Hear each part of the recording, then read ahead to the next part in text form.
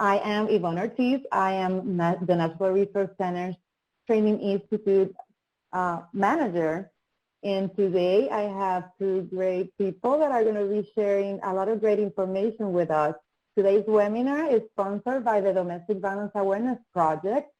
The Domestic Violence Awareness Project, DVAP as we call it, it's one of the initiatives of the National Resource Center on Domestic Violence, and it's the best place for you to find resources, materials, anything that you need to make all of your awareness events for Domestic Violence Awareness Month and beyond exceptional.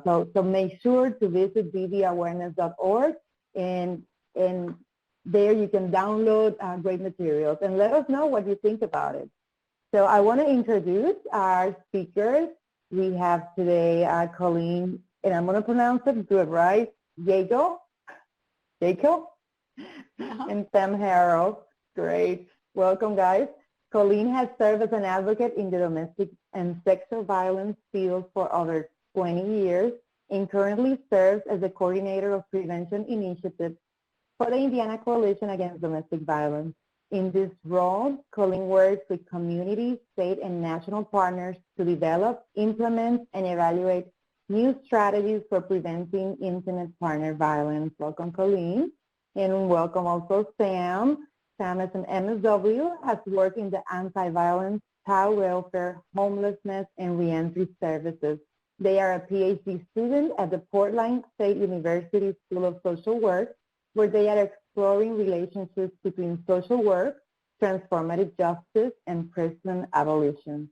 Sam advises MSW students in the field placements and teaches courses on research, organizational leadership, and macro practice. Again, welcome. We are very excited about this webinar. Go ahead, guys. Okay, thank you, Yvonne. Thanks so much. Hi, everyone. How are you doing? Hi, Sam. Hi. I hope that everyone is doing well today and that you are getting what you need, getting physical support, good food, good rest, good emotional support, and nurturance to fortify us all as domestic and sexual violence advocates and working in the context of pandemics of racial violence and the virus. So I hope that you're all getting really good care and support right now. Appreciate this time to be with you and learn with you. Sam and I are excited to guide you through our project in Indiana to really intentionally recenter domestic violence programs and services and survivor-defined success. There is so much that I want to tell you. I think we're going to work through a progression of why we did what we did, how we did it, what we learned, and what we're doing next. But we're really eager to give you what you need. So I want to invite and encourage you to type up questions that you have for us in the chat along the way. We'll try to designate time at the end to respond to questions, but we may or may not get to that. And I'm just eager to answer any questions you have in real time. So please do communicate with us throughout this experience. Because we're telling you about what we did, unfortunately, it's going to be more talking at you than I typically enjoy in a virtual experience. So do what you need to do a little dance, sing a little song, type your questions in the chat. Let's keep it lively. So thanks very much for being here, and let's get going. Anything you want to say off the top, Sam? So while they're getting that up, I'll just go ahead and get started. I want to tell you at the outset that the data that we collected was prior to the pandemic. We collected this data in 2017, mainly 2018. So it was pre-pandemic, but I think that our findings have really been both affirmed and amplified in the context of COVID. The needs that survivors described to us have only been amplified. So I'll go ahead and talk about the why of what we did. The Indiana Coalition Against Domestic Violence was founded in 1980. So in 2015, 2016, We were kind of coming up on a 40-year anniversary of services, and also our programs and projects across the state of Indiana were largely founded in the late 1970s. And at the 40-year mark, we were really feeling like it felt like an appropriate and necessary time to take pause and to really review what we've created, to really think about our legacy, to think about where we began, what was created, and to really make intentional decisions about what we needed to do next as domestic violence movement in Indiana. So we really wanted to get a deeply centered, you are here. And as we approached those thoughts and ideas, we were very conscious that we had feelings of deep appreciation for the advocates working in the 1970s, where there wasn't conversation about domestic violence at all, when there weren't resources, when there weren't supports. So just thinking about that time and feeling appreciation for all that had been created across that time: hotlines, service programs, legal programs, youth programs, education and awareness, to provide outlets, connections, and support for survivors who had felt, and they weren't wrong, that there weren't people who would listen, understand, believe, and support them. So deep feelings of appreciation for that legacy, but we also had to acknowledge our feelings of dissatisfaction with recognition of the survivors who had been left out of those supports and services, because the programs that were created through the white feminist mainstream domestic violence movement did not meet their needs, did not recognize them, did not serve them, weren't relevant, weren't understood as relevant. And so thinking about the people who were excluded from program services and support through explicit program policies, but also just programs' inabilities to recognize and meet their needs. Awesome. There's the presentation. So we can go ahead and flip a couple of slides, or I'm able to advance them maybe. Yeah.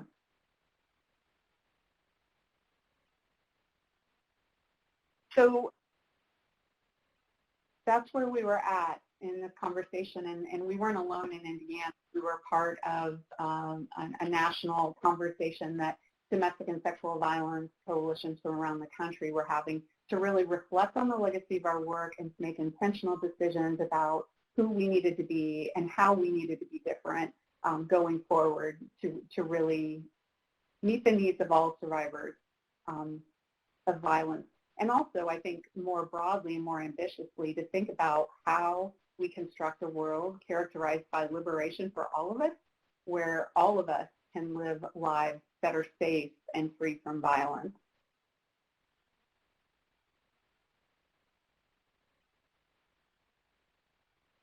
That at the time that the Indiana Coalition Against Domestic Violence was starting to work on this sort of re-envisioning, I was a prevention program coordinator for a Central Indiana Domestic and Sexual Violence Agency.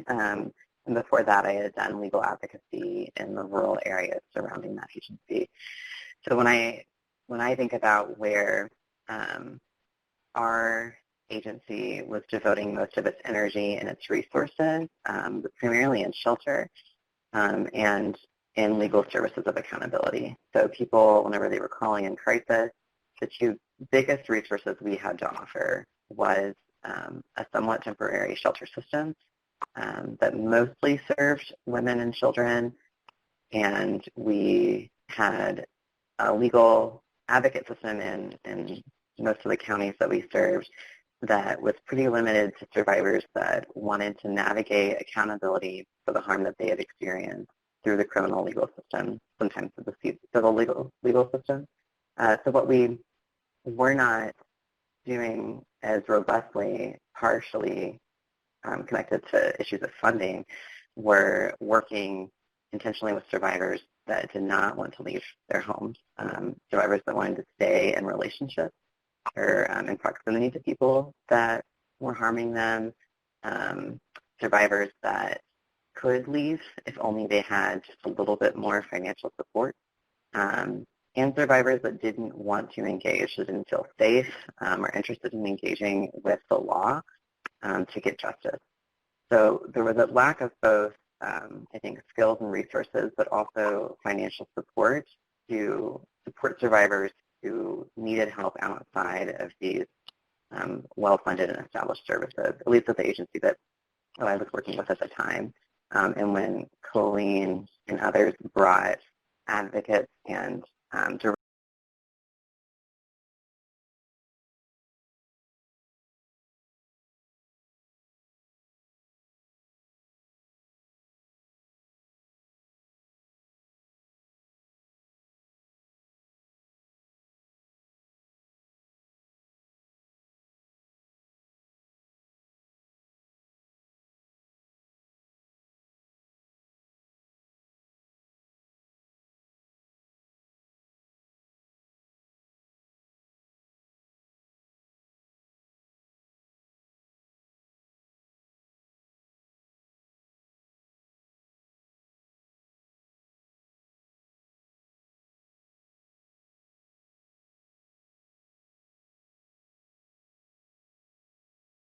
directors together from across the state, I think that's something that we were hearing more broadly.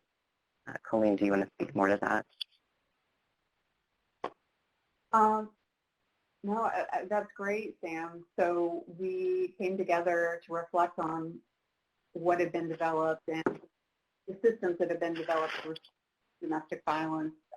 So thinking about the services, protections, and supports that domestic violence programs were providing for survivors, but also thinking about the systems of accountability through the criminal justice system that had been created to impose some form of accountability on people who were using violence. And we also thought about the norms that have been promoted by the domestic violence movement, really trying to address the social norm of privacy that made it so difficult for survivors to talk about their experiences and really, just kept communities from talking about violence. So just thinking about each of those things that had been developed. So those were the thoughts and questions that we had at the outset of this project. When we started meeting together in 2016, we were having these conversations at the coalition and more broadly, like I said, with other state coalitions around the country.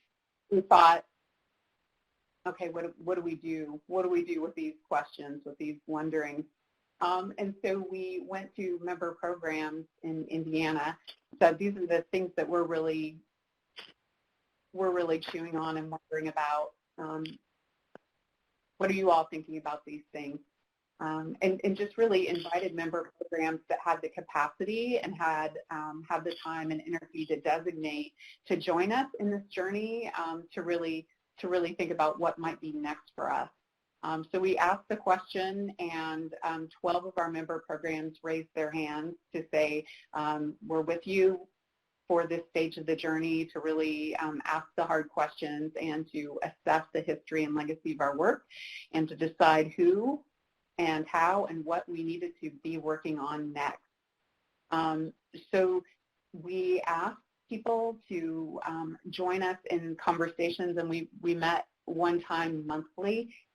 We asked people to, we asked the programs that joined us to designate a representative from leadership and also from program staff. We wanted 2 participants so that we would have continuity and representation across the project, but also so that programs could really work together. So we just want to extend our deep appreciation to these programs that were part of this experience. We know local programs are throwing their arms really wide every day to manage all the things that they are managing. And we ask them to do the brave work of imagining different and really being accountable to our legacy. So deep appreciation to all of them. You want to talk about how we work together, Sam? Yeah, so, I think it was really a unique opportunity on my end to be in a room for the first time with so many different directors and providers across the state. And when you imagine what it's like to have, up to 30 or more people around a circle tackling such big questions, one of the things that we ran into pretty early was how do we communicate in a way and move through a process where we're designing, dreaming, and writing together with so many people and do it equitably. So pretty early on, we used some excellent tools and guidance from a resource that I highly recommend if you haven't encountered it before, which is AORTA, the Anti-Oppressive Resource and Training Alliance. So we worked on a system of progressive stack where people took turns communicating intentionally that would allow people who were quieter to find the space to speak up and sort of regulate maybe providers or directors that were more comfortable talking. We set containers or sort of guidelines for how we met and how we communicated and used things like hand signals to make sure that whenever we were making a big decision about the direction we were going to go with this project, we were documenting accurately if people were on board with it. So trying to prevent that dynamic that happens in groups, especially large groups of people that are in positions of leadership. We were trying to prevent that habit of hearing a few people on board with an idea and then running with it. So I think we ended up finding a system and finding a balance with these tools from AORTA that allowed us to make decisions collectively with people from all across the state, which is pretty exciting. I agree. So incredibly helpful and important, Sam. These were Sam's ideas for how we would work most effectively together, because honestly, when we started having these meetings with member programs, we did not know where we were going. We knew we had questions. We knew we had dissatisfaction, but we didn't have a plan. So we spent several months meeting together to determine our purpose and how we would go from here to there. And I think in those early conversations, as a person who was often facilitating, I made the mistake of believing that vocal agreement constituted agreement. So Sam was incredibly helpful in pointing out, you know what the three people who are vocal believe. You don't know what everyone believes, and I'm wondering what everyone here is thinking. So being intentional about those processes, I think is a really awesome and necessary part of the work. So I appreciate that. So thinking about redirection, here are the questions that we had among ourselves as we got started on this project. We really wondered what different might look like. We wondered what else we could do to foster safety on their own terms for victims, for survivors.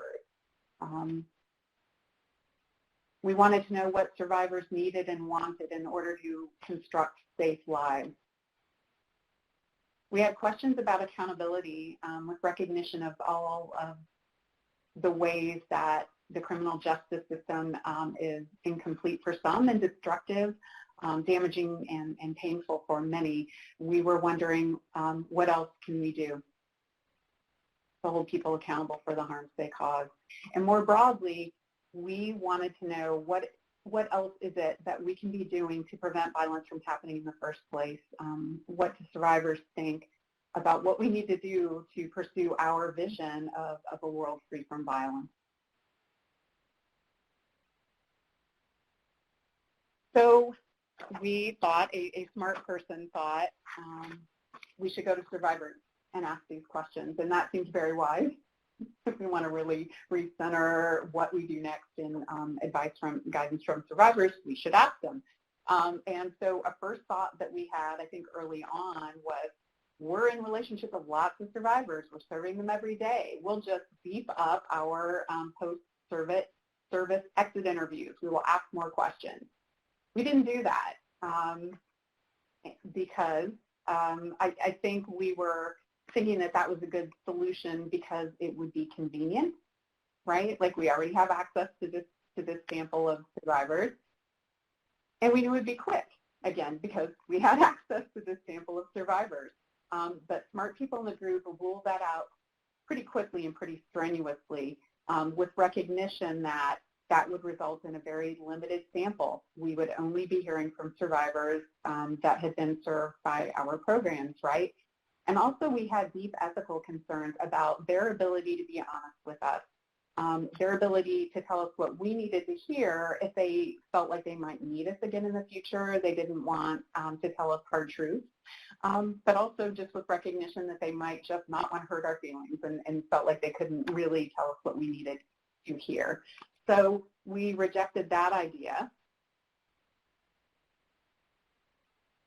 No good. And also we recognize that the organizational habits of urgency that have been built into our DNA, right? Like as responders to crisis and to pain, we are used to moving very quickly to try to support and solve problems. So we recognize that that organizational habit of urgency would have just reproduced probably the status quo, because we would have only heard from people we were serving, not people whom we had failed to serve. Thoughts about that, Sam? Yeah, I think just that last point was a huge one. I think we really see it, as we'll show later, in the people that we ended up getting, is that missing out on the people that chose never to engage with us in the first place was just a huge risk of going with post-service surveys completely. And I think that choosing not to go this route, as well as some of the other choices we made, we're really pushing back against habits of urgency as a white supremacist characteristic of organizational work. It's hard to go slow and to focus on processes that are intentional and equitable and that don't give quick answers, and sometimes give more questions than answers. But I really think it was worth it in the end, and what we got in the end was really robust, and it may have took longer and was a little messier than imagined. I agree. I think the processes for how we worked together and how we engaged with survivors were fundamental.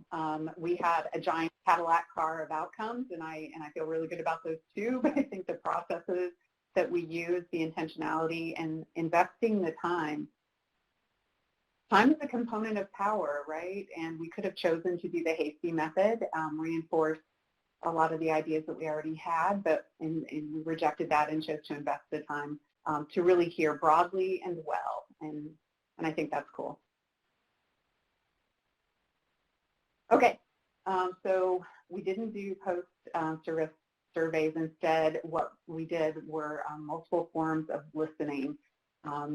We conducted 91 individual survivor interviews, and those were conducted by the member programs that joined us in this process. So we worked together with all of the participants to figure out what it was that we wanted to know. And then we trained all of our participants up to be equipped with the skills to conduct the interview. So we conducted these all across Indiana with 91 survivors from the broad range of geographies and identities from all across Indiana. So 91 individual survivor interviews, and we conducted those in English and in Spanish. We also conducted 5 focus group conversations, and I'll say a bit more about that a little bit later, but 5 focus groups, again, those were convened in different areas all over the state. One was convened with survivors in jail. One was also convened in Spanish. And we also chose to just really complement those primary sources by conducting a literature review. So we read writings from groups of people that are traditionally marginalized and underrepresented. So read their writings, blogs, websites, all of the literature we could collect. Writings from communities of color, Latinx communities, and LGBTQ community. So those were the methods of listening that we employed, and we spent about 10 months doing this listening. Anything you want to say about that, Sam? No. Okay. So the cohort, the member programs that participated in this process were very intentional about wanting to ensure that we had a very inclusive sample. They wanted to make sure that we heard from a broad range of lived experiences and identities of survivors from all over the state. So is it possible to share my screen to show people that Google Doc?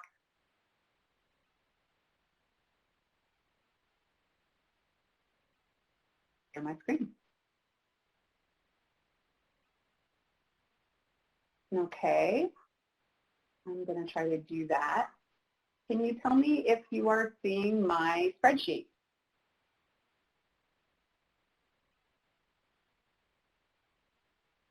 It's loading on my end. It's loading, yeah. It's loading? Yeah. Seems like it. Okay. I don't have 100% trust that it's going to load, so I will just, I'll just try to talk you through some of the identifiers that we were attentive to as we were conducting interviews.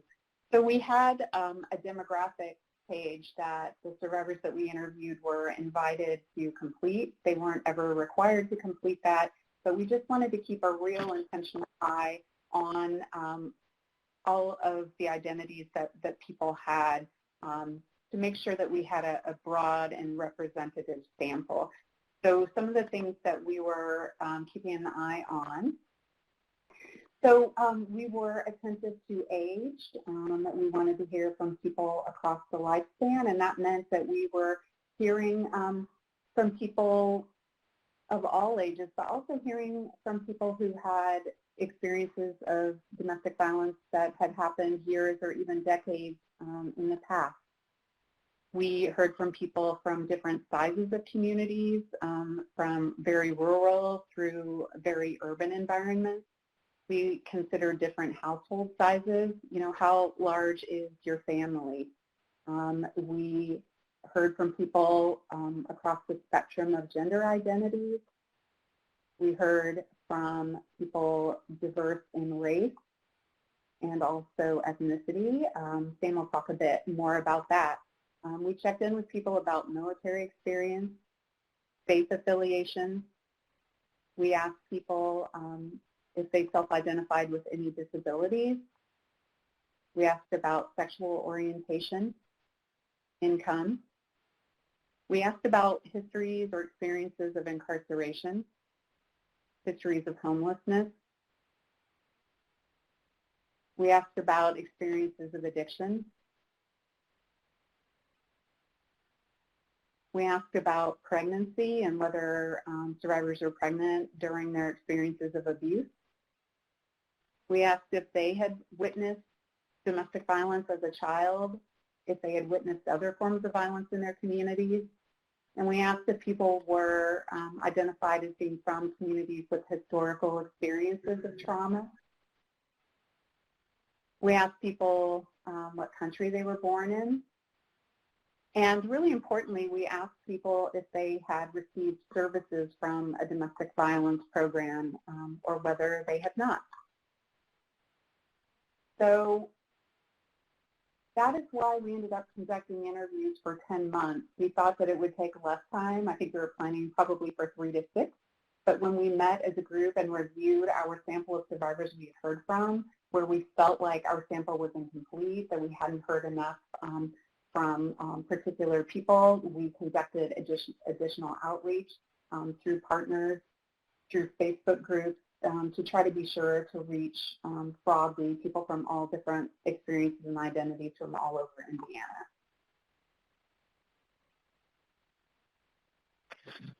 So here's a breakdown of who we heard from. It's, you know, this was not, the sample was not representative in the classic research sense, in that we did not sort of interview and recruit people at exactly the rate proportional to populations across Indiana necessarily, or domestic violence program. Some of the reasons why some of these populations are higher has to do with access that programs have. and also just the number of survivors that followed through from various types of outreach. So for example, you'll see that some of the highest number of survivors we had are people that identified as managing mental health and addiction, people that had not used DV programs before. That largely had to do with, I think, some of the outreach strategy. So for example, in the area that I did interviews in, we did a lot of outreach at shelters that weren't domestic violence shelters, so specifically going to places with people, a lot of folks who were currently or formerly experiencing homelessness, but were not people that had engaged with domestic violence agencies before. We had a couple of key programs that had really good access to, were already working in jails and prisons, including mine, so we were able to speak to a lot of folks who were currently or formerly incarcerated, mostly currently incarcerated, at least in my experience. We have this statistic of 12% of folks identifying as Black, Indigenous, or people of color. That's obviously an aggregated statistic. Colleen, I'm wondering if I think you can speak better than I can to the disaggregated data as far as Black survivors. It was asked about in the chat. I'm sorry, Sam, I didn't quite get that question. So disaggregated. Sorry, yeah, so we have this aggregated number here where we say that 12% of people identified as Black, Indigenous, and or people of color. And I'm wondering if you have better information on specifically Black survivors, the sample that we got, and specific outreach we did. Yeah, so the number that you have cited there, Sam, that was actually Black survivors. So I can generate numbers for Indigenous, the smaller percentage. But when we were keeping an eye on that part of the sample, we wanted to be sure to oversample relative to the Indiana population. So the sample for each of those groups of people that have been marginalized is slightly above the Indiana population for those groups. And I think that is one of our takeaways when we think about the sample, was that we were inclusive, I think, and we were representative, but that is not the same as centering, right? Like, so we heard from people from a broad range of identities, but probably not as many as we hoped to. In terms of outreach, we work with partner organizations like the Minority Health Coalition, like I said, Facebook group, local partners. Our outreach strategies really relied on partner agencies that had trusting relationships with people, especially when we were reaching people whom we hadn't served. But we used everything in terms of outreach and recruitment, from our social media platforms through pull-off tabs on community bulletin boards. So really tried every mechanism we could think of to recruit participants. Got it, thank you. Yeah, I think. Go ahead. I'm sorry, you can go. I was just going to add that, yeah, I think I recall specifically in our area, like reaching out to LGBTQ partner organizations to better identify survivors. But I think on this slide, that's just a typo in that first block, sounds like. Okay. Yeah. Yeah. Really relied on all of our relationships and all of our partnerships to invite in participation, and I think felt good about a lot of parts of it. Representation among people who identified with disabilities, among people who weren't primarily English speakers, I think was really good. And the outreach, Sam, that you really led around hearing from people who were incarcerated and were being served by homeless programs, brought us in conversation and community with a lot of people that we hadn't served. So that was great. So what we asked, we had big questions. We had big questions, and our process for determining this was to work with our cohort. We all sat at tables, with giant pieces of paper and tried to define what it was we wanted to know. It turns out we wanted to know absolutely everything, and then we went through a few months process of just trying to distill and find the sweet spot between wanting to know everything and wanting to know things that were really actionable. So we tried to be disciplined around what we wanted to know. And here are the questions, the areas of questions that we asked. So we wanted to know broadly what survivors needed in their community in order to have safe and stable lives. So what do you need? What do you need in your community to feel safe? And then we wanted to know about organizational support. So what can community organizations do to support you better? If you were in charge and you were creating the program, what would you create? And what sort of unmet needs did you have?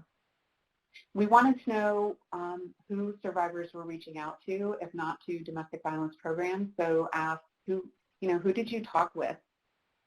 And also importantly, really wanted to ask them, who did you want to talk with? And ask them questions like, what did you feel like you needed to hide about yourself in order to receive services? I was surprised by that question. I guess I was surprised that how honestly and forthrightly people answered that question. It was pretty great in the interview. And then lastly, we asked survivors for their advice about how best to hold people accountable for their use of violence. So I think these are big, difficult, and really essential questions. But it turns out, these are questions that are hard for us to answer, those of us who work in this movement, work in this field. So they were also very hard for survivors to answer, especially in the context of an interview where maybe they were feeling some anxiety anyway. So that's why we decided, after we had conducted about the first 30 interviews and we had a lot of survivors who were saying, that's a really great question, I'm not sure. That's when we decided to double back and also conduct focus group conversations so that survivors could really collaborate and work together and engage in conversations to brainstorm answers to these really big and hard questions.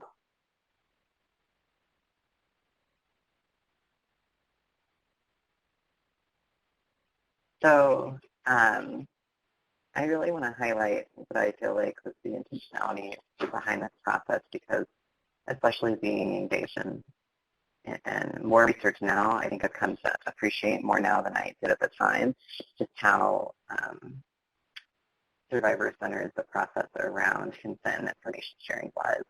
And I really recommend what ICADV and the group designed around this. So whenever survivors, before the interviews started, they had a really robust consent form that was not like ones that I've seen before, and that survivors didn't just decide if we could just generally share their information. They decided the type of information that would be shared all along the way. So from if the interview would be recorded, of course, or not recorded, to who would read transcripts or notes, if it would be just the interviewer, a professional transcriber, the entire cohort, and then beyond that, if the cohort, the Moved in Violence group in Indiana, could quote the survivor's words directly or not, of course, with an anonymous identifier, but that meant that, there were a good amount of survivors that shared their thoughts and their stories, but were not people that we were able to quote in the end, which I really valued, because of course we still, found aggregated results that were really meaningful, but people still got to physically use their words directly, because of course people were sharing very vulnerable and specific stories that might not be safe to share more broadly. So there was a lot of decision-making points for the people we were interviewing along the way. And then, of course, we, were open to people changing those decisions throughout the interview, and people were left with our contact information to stay in touch afterwards. People were given compensation. We had gift cards that people received, no matter how long the interview went. They definitely varied in length. Yeah, Colleen, do you want to talk a little bit about the ongoing participation part? Sure. So, I mean, we really wanted this to be an experience with. We didn't want to extract information in a way that wasn't accountable. And we really wanted the survivors that invested the time and energy to talk with us to feel like they were part of solutions so that they were part of this with us. So that meant being very intentional about how we held their stories. Like Sam said, some gave us to record and transcribe. Some gave us permission just to take notes. And some said, no, I just want you to sit there and listen to me. So some of each of those things happened in these conversations. And then at the end, when they were signing their final permissions, telling us how we could use their wisdom and their experience, we asked them how they wanted to be involved going forward, if they wanted to be involved. So opportunities for involvement included quarterly progress reports. So we reported back to everyone that was with us to say, here's where we're at right now. Here's what we're learning. Do these learnings sound right to you? Are we getting it wrong? Help us get it right.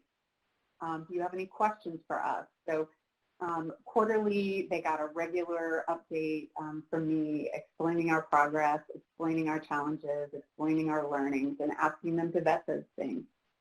They had the offer of receiving a copy of the final report. They had the opportunity to sign up for advocacy opportunities. So as we were working on their recommendations as part of our public policy work, we can invite them to submit testimony related to those issues. So ongoing participation. And the other thing around compensation, Sam, that I thought was really beautiful that you pursued was we provided gift cards to survivors that were in the community, but for survivors that were incarcerated, we were able to put money on their books, which was just felt so important and helpful. So our relationship with respondents, we wanted, like I said, we wanted this to be a with experience, not an extraction experience. And finally, I think our responsibility in our relationship with respondents is to take their advice forward and to really apply it and make it matter and to keep ourselves in accountability with the people who talk with us. Coding, I can just touch on this slightly if there are any researchers who are interested in how we went about this. But again, from among the cohort of member programs that we worked with on this, we asked for volunteers who were interested in helping us to develop our coding framework. So 5 people raised their hands and said that they wanted to participate in that. So we reviewed together about 25%, I think it's actually 27% of our total number of transcripts to develop the coding framework. And then we sent that outline to our survivor list to, again, just check in with them, like, here is how we're organizing your wisdom. Does this add up for you? Does this make sense? And then we uploaded the notes that we had or the transcriptions where we had those into Deduce, which is the qualitative data analysis program that was invaluable because at the end of collecting the data, we had over 1,000 pages of data to evaluate and code. And then ultimately, once we had affirmed our coding framework, 2 of us at ICADV reviewed all of the transcripts and assigned codes. Anything you want to say about coding, Sam? Just that I personally really appreciated the component of bringing the codes back to the survivors. You know, that doesn't always happen, and I think in research there's always an opportunity for the people doing the research to steer the codes to what, you know, we're already thinking or concluding or what might be convenient for us. So I think doing it collaboratively like we did was really important. Using a team of people and then bringing it back to that sort of participant checking was awesome. I really appreciated it. Excellent, thanks. Okay, so findings and recommendations. So we organized our findings and recommendations around these sort of two areas of action. So the things that survivors told us they needed in order to feel safe and supported within the community, what they needed to build and maintain safe and stable lives, and also what they needed in terms of service provision and support from organizations, from programs. So want to invite you to share in the chat what you think they said. What do you think survivors' priority needs are for safety in the community?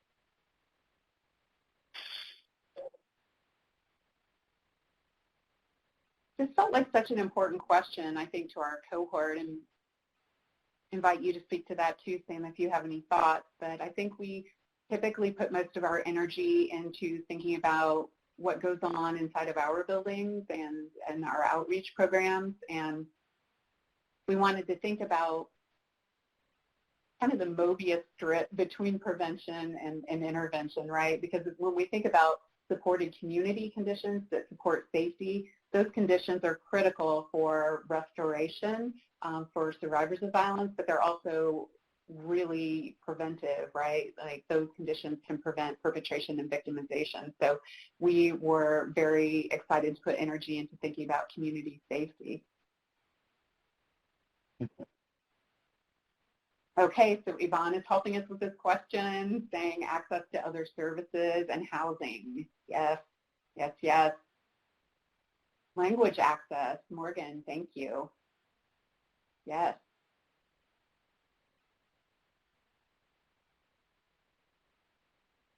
More people are typing, so I'll stall another minute.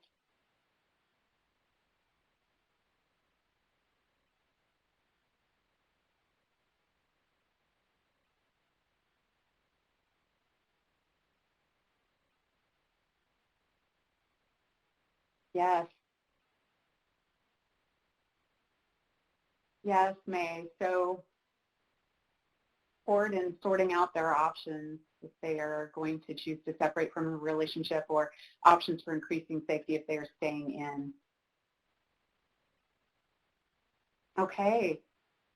So Morgan's talking a bit about how direct service programs work together. Yes, yes, yes, yes. Yes, Morgan. Very affirmed by what survivors told us. So thinking about these things, just invite you to keep thinking about that in your experience in engaging with survivors and also your prevention work. What is it that we need to build and support and advocate for in communities to promote broad safety? And what is it we need to advocate for and build to ensure that our organizations are,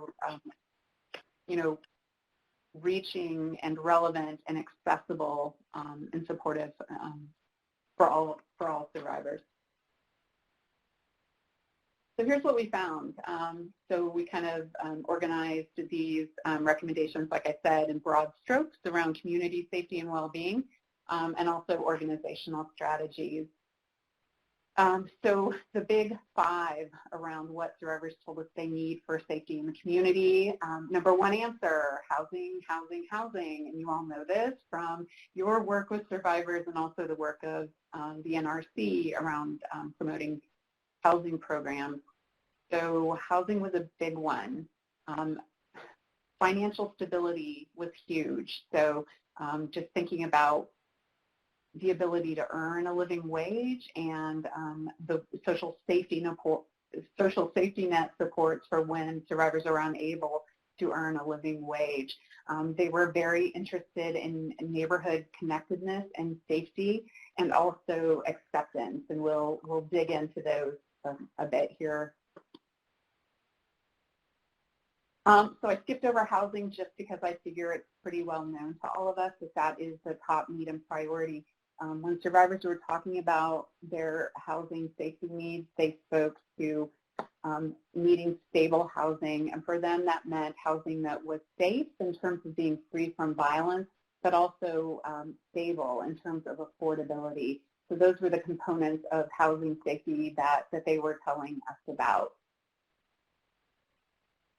Then financial stability, one survivor actually said this quote, "The biggest risk factor for women is financial instability." And survivors were telling us, things that you know and things that you've heard about how they don't have financial stability. Their options are really limited to temporary shelter stays, returning to the relationship, or homelessness. So they spoke to the need, like I said, of jobs that pay living wages, that are flexible to support people who are navigating experiences of violence, and also social safety net support for those times when they're unable to earn.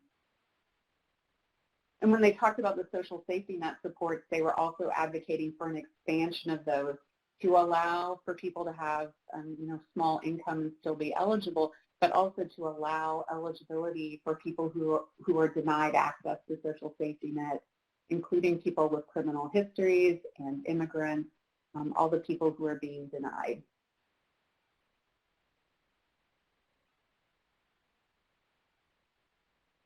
Whew, support and acceptance.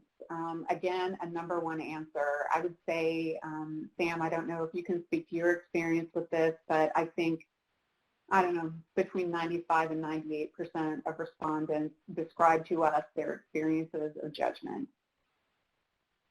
And they said that they had these experiences of judgment in all directions, and from all of the people in their lives. So they told us that they experienced judgment from friends, family, employers, faith communities, service programs.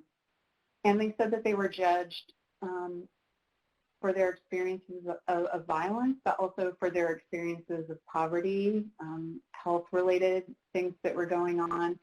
So judgment was pervasive across the reports that we got.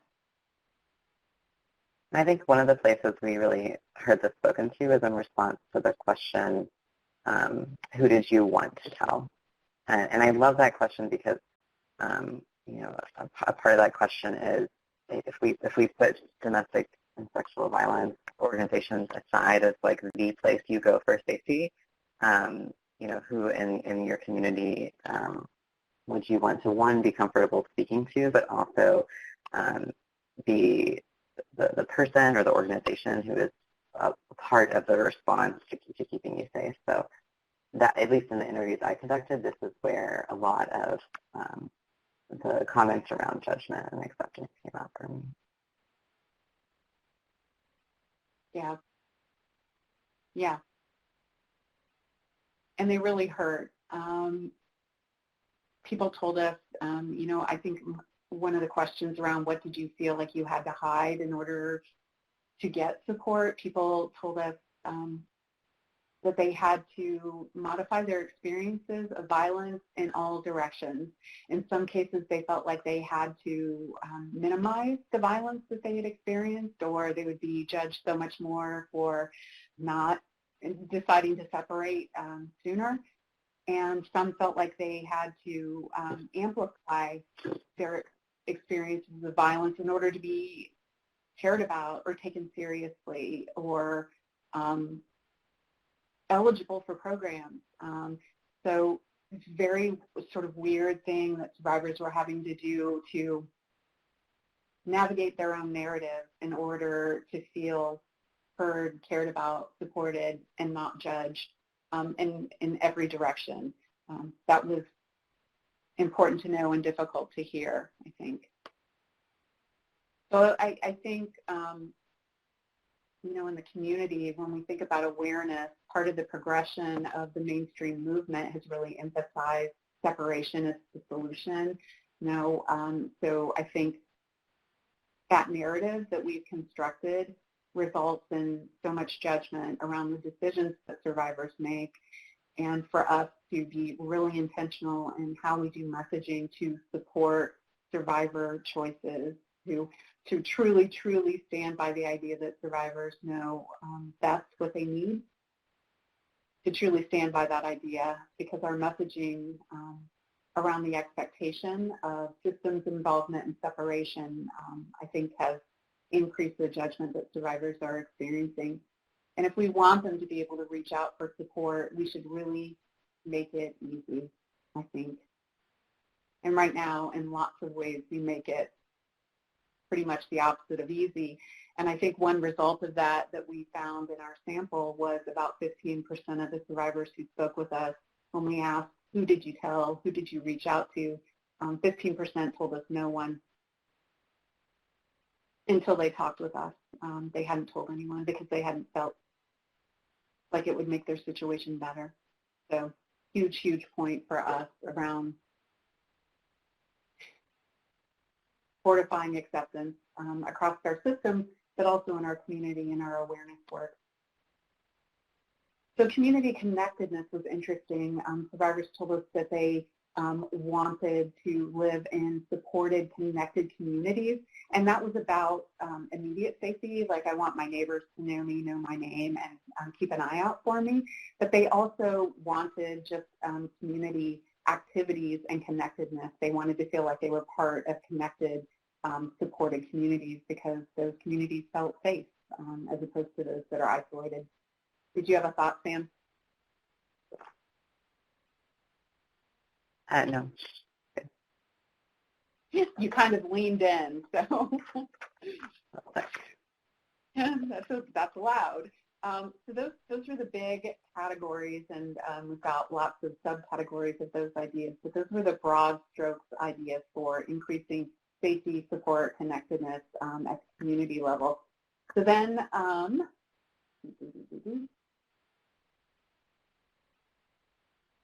so the things that they told us that they wanted from our programs, from service programs, more support. They said that, many of them said that they appreciated the support that domestic violence programs provided, but they wanted those supports to be more broadly available. They wanted those supports to be available at non-traditional hours on the clock, right? Like we're convening support groups pretty typically on a 9 to 5 schedule, so they wanted things like support groups to be convened at different times. They wanted those to be convened in different languages. They wanted those to be convened with accompanying child care. So they wanted more of those things. I thought one thing that we heard recently that kind of surprised us was they really were advocating for survivor mentor experiences. They said that legal assistance is really critical in lots of cases and really expensive and hard to get. Again, they emphasized the importance of a compassionate response, and that was around, for sure, for programs to be non-judgmental and sort of low barrier. But also they emphasized how important the first point of contact was in informing all of the decisions they made next about whether a particular program was supportive and trustworthy. They emphasized the importance of programs being inclusive, being broadly known, accessible, and relevant across a whole beautiful range of identities. And they also had advice for us about how we do community awareness. We'll drill down in those a bit. Did you want to say anything about any of those categories, Sam? No, and sorry, there's yard work happening right outside my window, so I'm sorry if it's loud at points. Sorry about that every time, right? Okay, so like I said, they were recommending survivor mentoring program, and in making the case for that, they argued that receiving support from a survivor, that person had credibility that professional people didn't share in the same way, even though a lot of us identify as survivors. They felt like they really got it. People use those words. They would get it. they get it, that they could truly empathize because they shared that experience. Oh, it was a big one that they just said, I know that person probably won't judge me because they've been there. But also that person could help guide them through all of the systems that they might need to access along their progression of creating safety and recovering from that experience. So that was a really interesting one for us, and I think invited us to re-examine the boundaries that we've constructed around professionalism and who can provide, who's appropriate to provide care and support to survivors.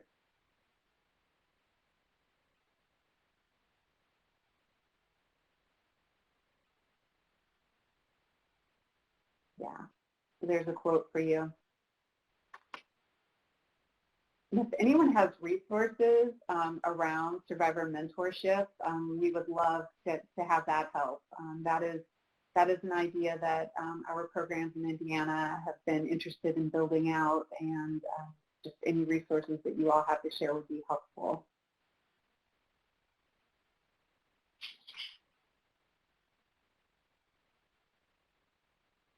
Okay. Okay. Sorry, sometimes my slides are working and sometimes they're not working so well. So the next bit of advice that they had for us was to make it easier.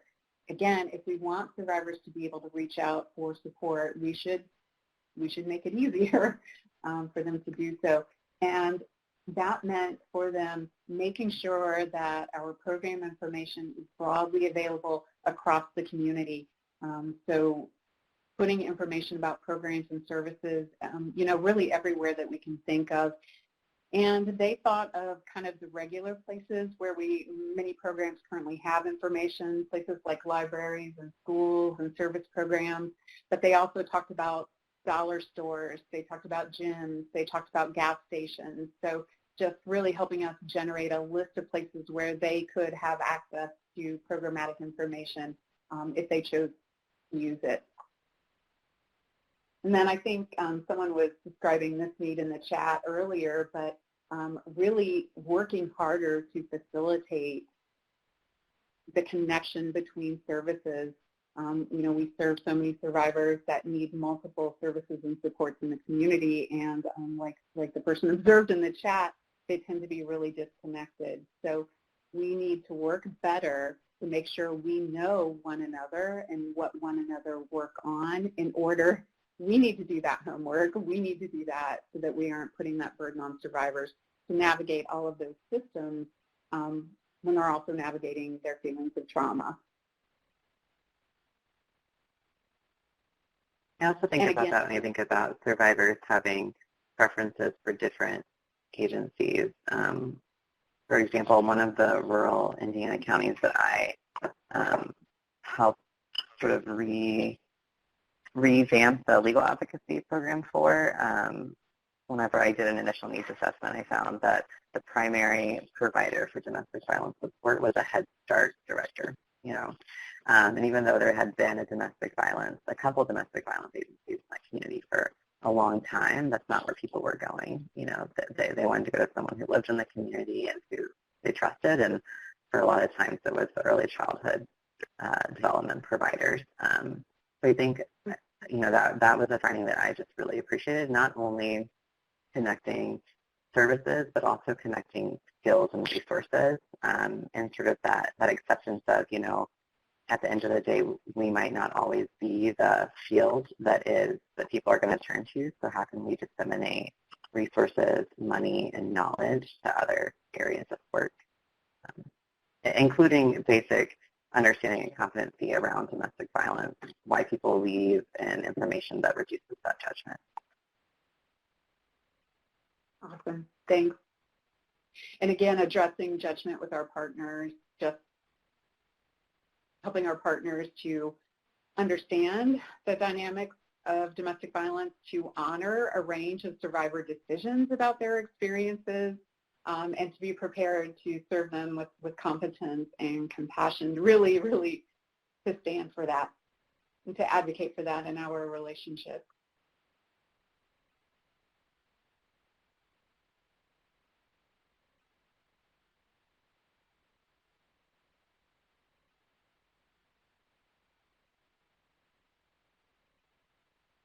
So the next point survivors made was, again, make access easy, make it relevant, and that meant ensuring that programs were inclusive. They wanted us to make sure that service programs were accessible and welcoming for survivors of all identities, and it is our responsibility to identify and address barriers. So here's a quote specifically about people with disabilities around restroom access for trans survivors. One survivor told us that she walked by a program every day for years and didn't realize who they were or what they did because they didn't have signage in Spanish. So she felt like she was literally walking by help for years and was unable to access it. So I think really owning our responsibility to hear from survivors, to identify barriers to accessibility and relevance and appropriate support, and to get after addressing those to make sure that our programs are accessible. And Katie, I wonder if that a little bit speaks to your question around characteristics that agencies and advocates need in order to feel safe. I think, you know, really exploring our feelings and our biases, really exploring how we show up with judgment and how we will manage that, how we as individuals do that, but then also exploring those same questions at the organizational level. How are we welcoming? What are our barriers? Really, truly creating access. And then just really engaging with people in a compassionate and open way, I think were some key characteristics that I heard from survivors. Do you have thoughts around Katie's question right now, Sam? Well, just that a lot of the questions, I think almost all the questions we wrote were so open-ended and did not presume using services. And so I think in that way, in some ways it made the questions hard to answer for some people. And I think we had to remind people that they didn't need to answer purely in the terms of existing service provisions, you know. But a lot of the questions asked about, you know, like what, again, who did you want to talk to? What you know, thriving look like? What did safety look like? So people were not having to answer safety necessarily in the terms under which we already imagined it. And I don't, Colleen, can you remind me if the report that is being shared in the chat, if it has the original questions that were asked for people that are interested? It does. Yes, it does. Okay, and great. Also, the link that was shared in the chat will connect you to the full report, the questionnaire instrument that we created, and also to the infographics that we use. So you have the whole menu of stuff. Katie, I hope that's a start in answering your question, but please feel free to type more in the chat if there are more things that we can try to clarify. Okay, community awareness strategy, super important, clearly all year round, but especially in the context of Domestic Violence Awareness Month. So with our community awareness, survivors wanted us to absolutely just stimulate conversations around domestic violence. They wanted us to normalize those conversations, again, to make it easier for them to talk about their own experiences, to reach out initially during experiences of violence and also to recover from those. It felt very important to them for us to do two things. They wanted us to talk about domestic violence as much as we could to help people have competence around it as an issue, to understand the dynamics, but also to help them get help. So to know what the basic resources are. They also wanted us to address judgment such that they could reach out for help and not have that experience of judgment. So normalizing, again, just validating and normalizing a range of decisions around abuse in a relationship. And, you know, and that, I think, is inclusive of decisions to separate and decisions to stay in the relationship. How can we provide support and help survivors to increase safety according to the decisions that make the most sense for them? And then another point that was just really big for us was they told us that we needed to use trauma-informed awareness strategies. They said that so many images that are coming at them during Domestic Violence Awareness Month are painful and triggering, images of violence and injury and even of death were triggering and painful for them. And for those who had experiences of extreme physical abuse, those images and feelings were known to them. They didn't need to see them. They were known. And for people who had more experiences of emotional, financial, psychological, or sexual abuse, they might have felt like those images of injury made them feel like their experiences weren't relevant, made them feel like their experiences were minimized. So being really intentional about how we do awareness, to normalize conversations, to support a range of decisions, but also really to center in the possibility of hope, safety, and change. That is what they were advising us, because it was hard for them to navigate their neighborhoods and their lives during Domestic Violence Awareness Month if they were going to be confronted by images that they weren't really up for.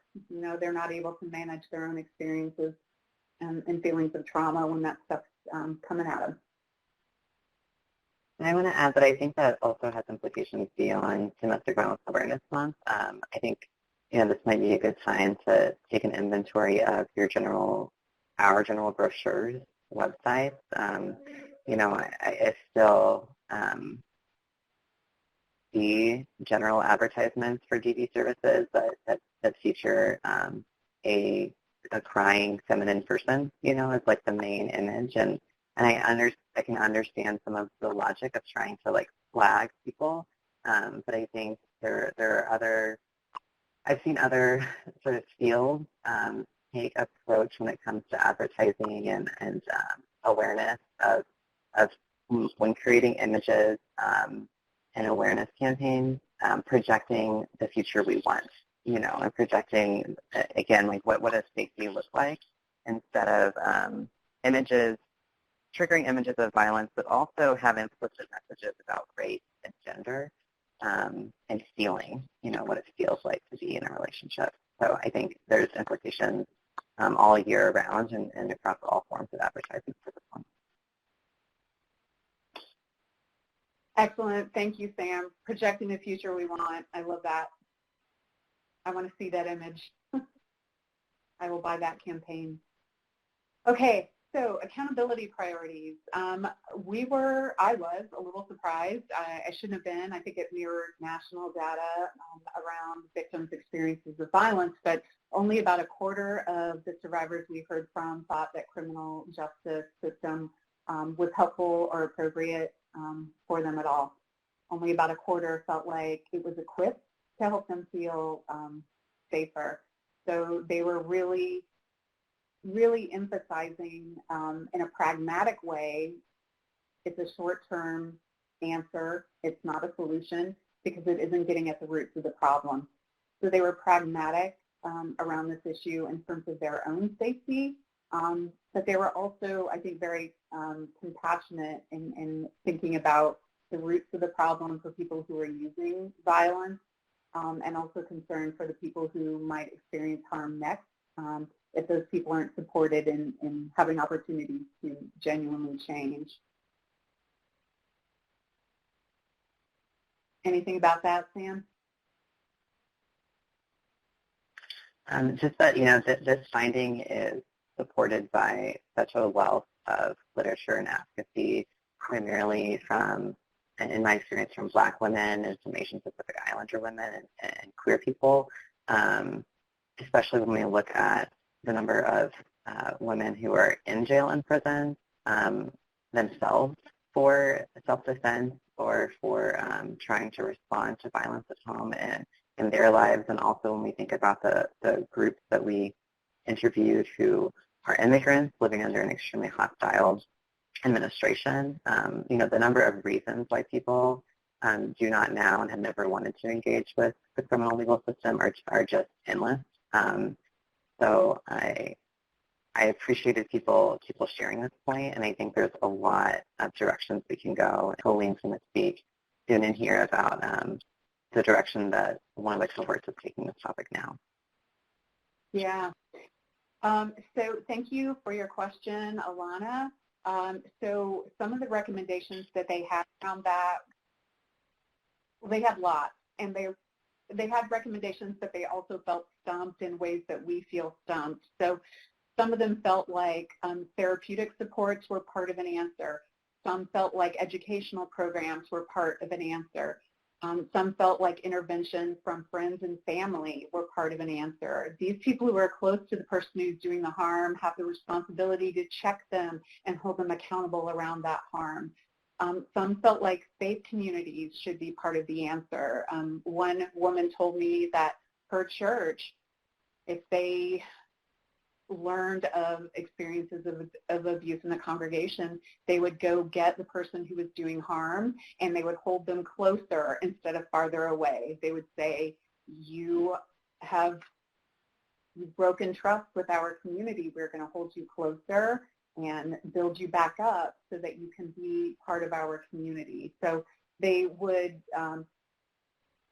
create a separation between the person who was harmed and the person that was doing the harm, but they maintained continuity of community and accountability. So bringing people closer instead of separating them and pushing them farther away, like we can just solve the problem by exiling people. They just recognized that that was a false solution. So those were some of the ideas that they had, and in other ways they were like, oh, we need something better. I don't know what it is. So I'm going to pivot now because we're getting short on time to talking about some of the leads that we're following from this advice at the state and community level here in Indiana. Really moving forward with this commitment.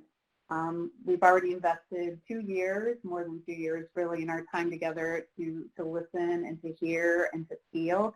And now we are just committed to our responsibility and accountability with the people who shared their wisdom with us to do the stuff, to make it matter. So here are some of the things that we're working on. At the Coalition, we have really built up our housing program. So robust involvement in housing systems work, the state level that we hadn't done so much of before, but we also created a housing program at the Coalition. Many of you probably have those. It was new for us, and also administering federal domestic violence bonus funds to support local communities and really promoting rapid rehousing. We're also exploring legal strategies around eviction expungement to allow for the possibility of next housing after someone has lost their housing. Feels like a really critical strategy.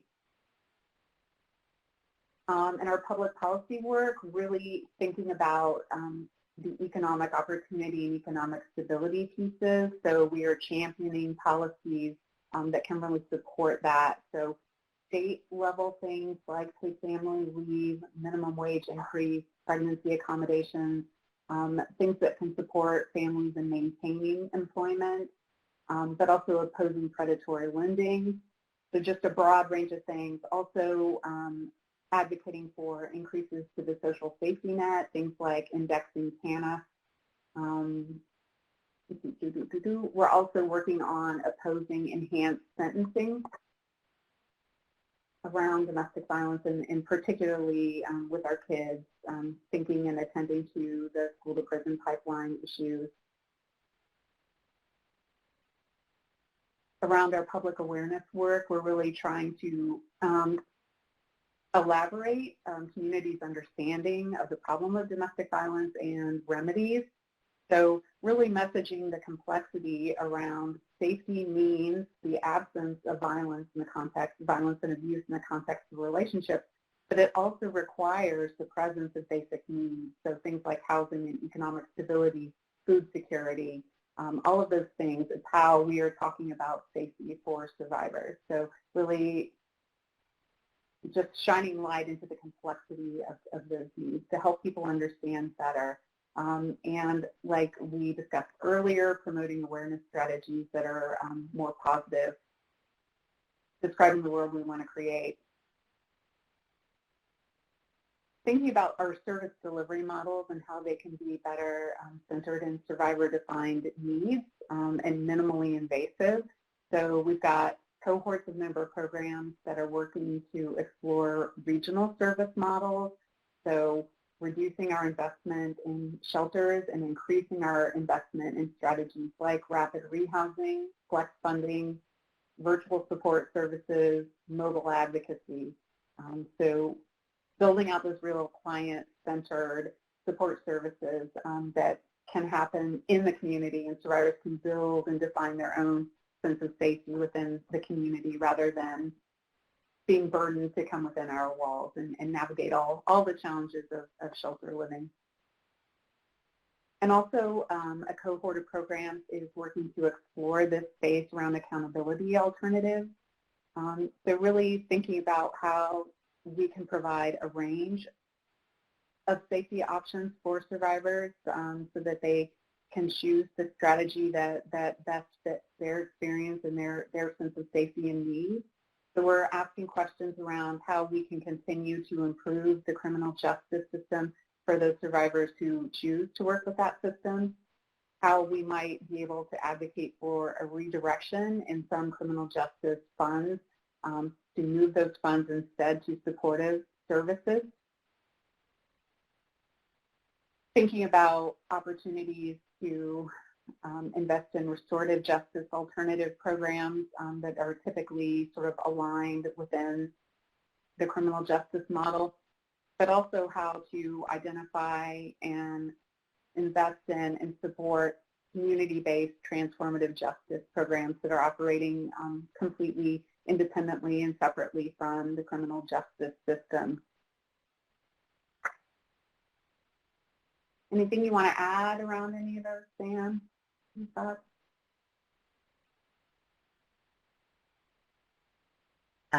No, I think if folks have questions, we can come back to it. Great.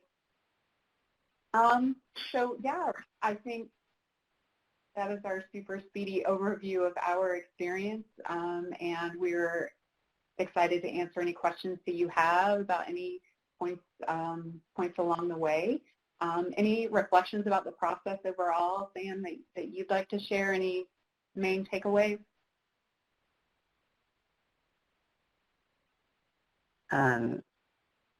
Just that I would love to see a similar, and I know it is happening other places, but I think this effort of realizing, that a lot of states, a lot of organizations, coalitions, have been doing what we've been doing for decades now based on needs that were identified by a particular group at a particular time, and I think it's past time to reevaluate. I also think that whenever, an anti-violence movement becomes transformed into a series of government funding initiatives, it can be hard to sort of stay mission-driven and to know what your own mission is, especially whenever it takes a lot of government funding to survive.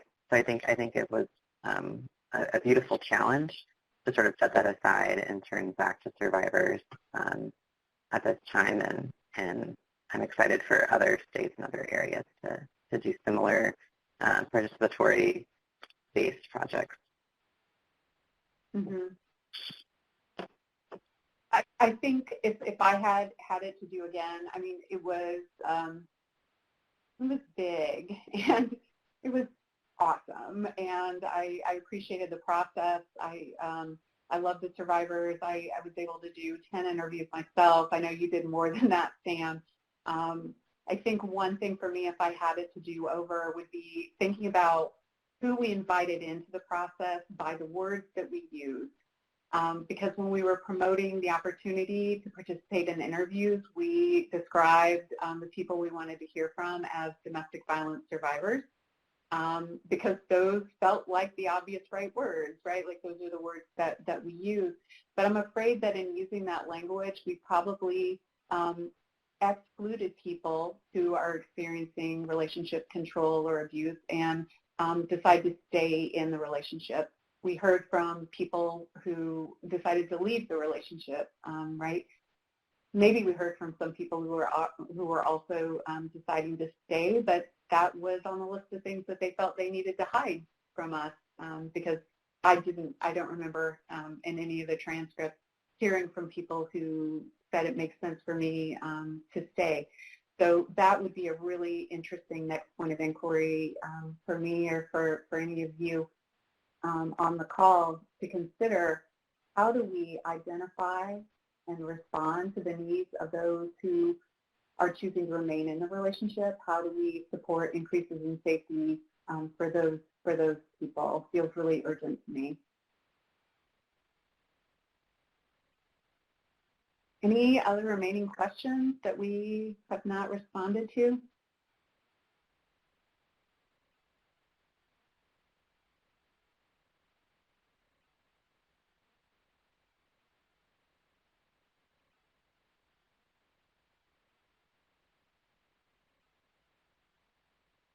One other reflection I might add about doing differently is that just when you do a project that convenes people from across the state from member agencies, I think one limitation, I mean, there's pros and cons, but when you prioritize program directors or administrators, we know that in any nonprofit system, the higher up you go, the more likely people are to be of a more homogenous group, right? So white, cisgender, straight, English speaking primarily, et cetera. So I think that when we organize that way for process designing and research designing, we're hearing from a more homogenous group of people. So I think another thing to maybe that I would have done differently is rethink who is representing member agencies from across the state to get a more diverse group of people.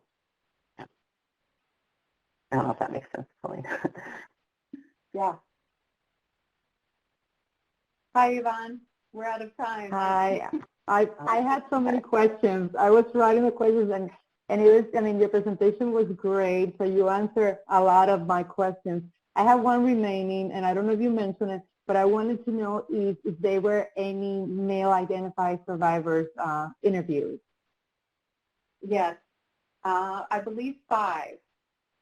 Oh, wonderful. Wonderful. Mm-hmm. Yeah. Great. Oh, my God, I wish we had more time. It's been great. Yeah. Let's make sure that we're not missing any questions. Yeah, Wonderful. if you want follow-up conversation about any of this or to access the report, there's a link to the report and materials, and there's my contact information. I'm happy to talk further if anyone wants to dig into any of these areas or if you have advice for us. I would love to learn more about the mentoring program and how is that going. But you know, we'll talk. So thank you so much, Colleen and Sam, and thank you to all of our participants for joining us today.